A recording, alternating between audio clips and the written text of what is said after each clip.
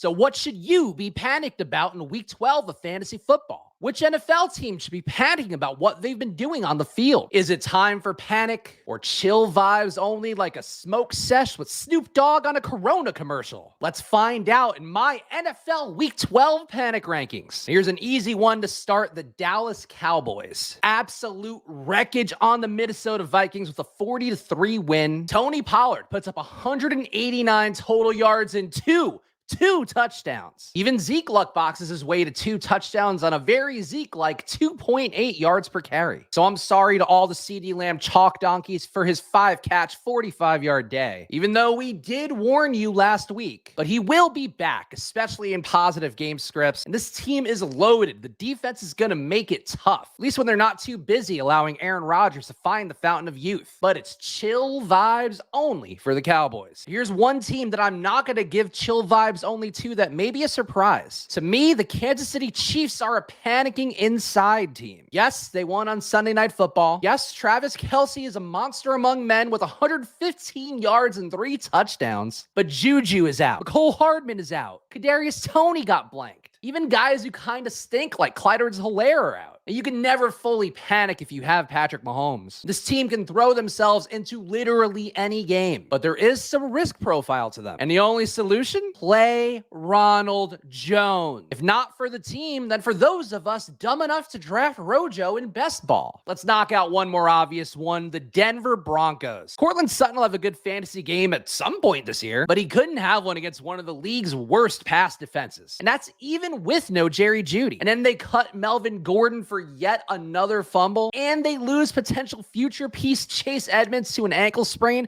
during his audition period. Now they're going to roll with Latavius Murray and Marlon Mack. Both guys can get it done, but this is scrap heap city. And they're also currently projected to give Seattle the number 3 overall pick because of the Russ trade. Fire everyone, including Russ. Easy panic. Let's speed round the teams that are on bye during week 11. Miami Dolphins, chill vibes only. Their defense is going to fail them in the playoffs unless those trade deadline moves they made really pan out. This offense is electric, and now they have 2 versatile, explosive, and reliable weapons in the backfield. They get just a little lucky. They actually can win it all. As for the Bucs, they are still a panic. Yeah, they'll likely win the NFC South. They haven't looked good at any point. And if you drafted Leonard Fournette, Rachaad White is coming for you. Pair that with Tom Brady, rumored to have all his money and Giselle's in FTX. Big time panic. The Jaguars and Steelers both get don't worry, be happy from me. They both have young pieces to trust. If you have any of these guys in Dynasty, you've got to feel good. The Seahawks are playing with house money right now, and they may go on a real run. And the Jags have all the pieces they need for 2023.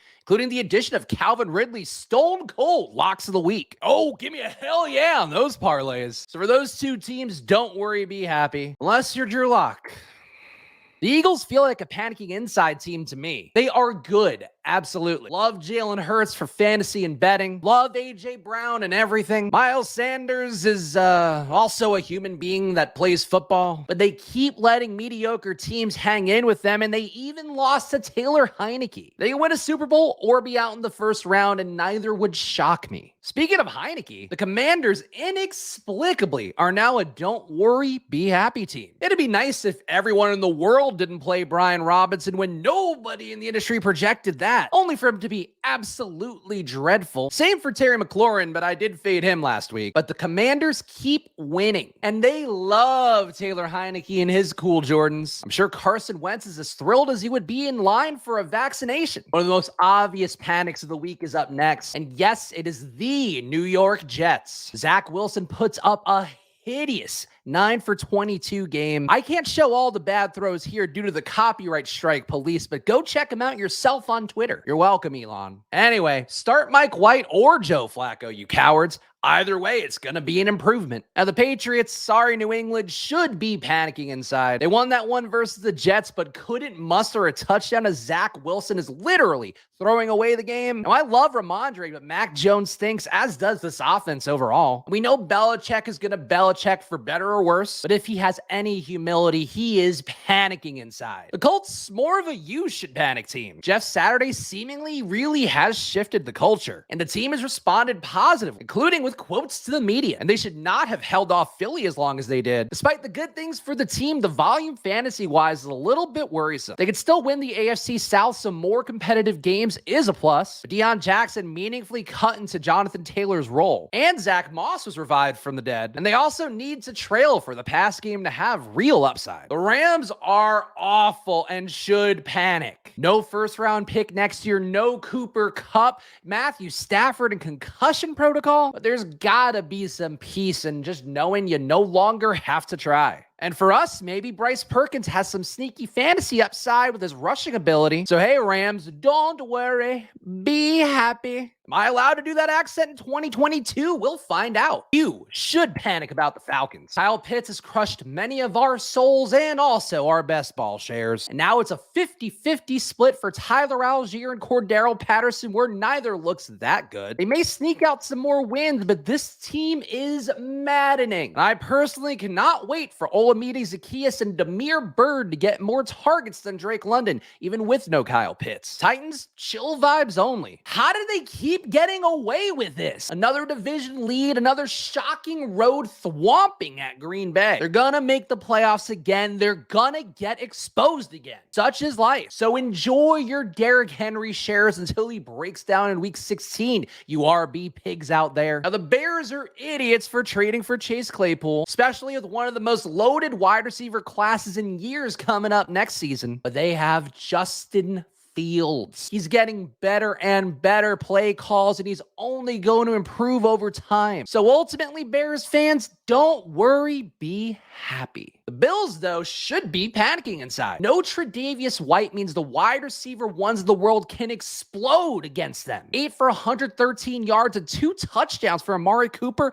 is no joke. Great work by those fantasy analysts touting the irrelevant home road splits, dipshits. But that game, especially after what they gave up to Justin Jefferson, the Bills can win it all, but they are not showing that right now. The Saints are another team where they should panic. They can theoretically still win the NFC South. And Andy Dalton threw for 3 touchdowns and is good fantasy-wise for Chris Olave and Alvin Kamara. Definitely compared to Jameis, who just throws the deep ball like Uncle Rico in Napoleon Dynamite. But no first rounder in the upcoming draft for a 4-7 team? That's a yikes. I don't know why I said that like Italian Borat. That's a yikes. But some teams went way too all in this offseason, and that includes the Saints. The Panthers are garbage. Baker Mayfield is garbage, but maybe much like the Rams, there's actually some peace in that. And at least they'll have a draft pick, so hey, don't worry, be happy, Panthers. The Cardinals, they're a felt cute, might panic later team. They lose again to fall to 4-7. Colt McCoy is not the answer. Cliff and Kyler clearly hate each other. Rondale can't stay healthy. Ertz is done. DeAndre Hopkins looks awesome, but if they keep sucking, he's going to sit on your bench and ruin your fantasy title game. 2 more to add for felt cute, might panic later. The Texans are just so meh.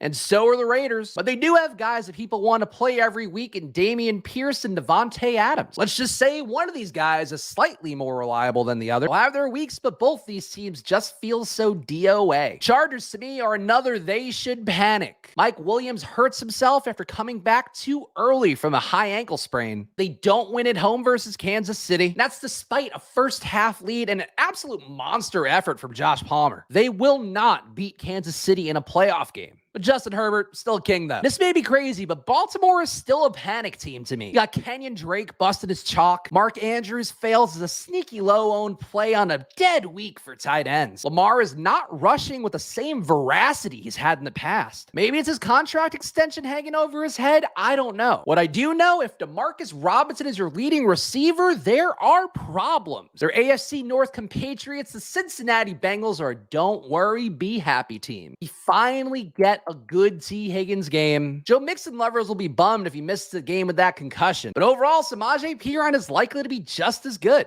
And honestly, maybe even better with how inefficient Mixon has been besides his one monster game. And Jamar is back soon, maybe even this week. Well, we might as well finish the AFC North. Steelers and Browns, they aren't playing for anything, but they get outlier fantasy performances for guys like George Pickens and Amari Cooper. Even the bloated Eddie Lacy-esque corpse of Najee Harris had a good game, mostly because Jalen Warren got hurt. But still, it could be worse. The Giants, the Wandale Robinson ACL tear is bad news. They got exposed by a Lions team who's certainly feisty, but not good. And no matter how much people may close their ears, Saquon Barkley actually has a negative rushing DVOA on the year from Football Outsiders. But everyone thinks he's some sort of beast for the occasional explosive play. No, thank you. It might be the worst team right now in the NFC East. So pray for Odell, I guess. Lions, though, feisty as hell, fun as hell. That is, unless you're a DeAndre Swift owner. Jamal Williams and trash heap Justin Jackson look better than him in usage. You, Swift owner, you should panic. Hopefully with less panic than the other Swifties.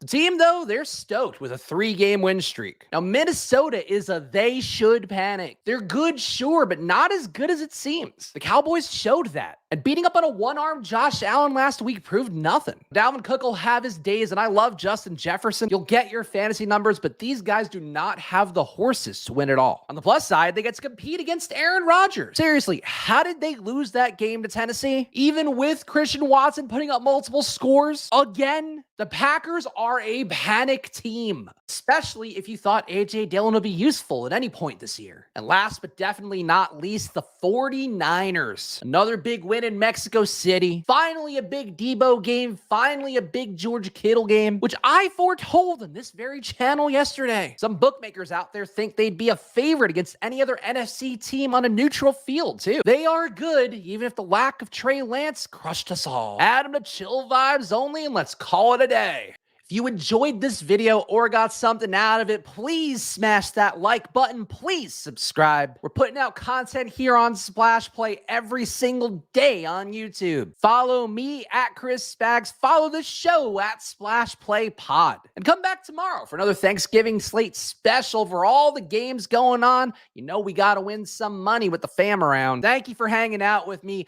Gobble gobble to you. And I'll see you guys again soon.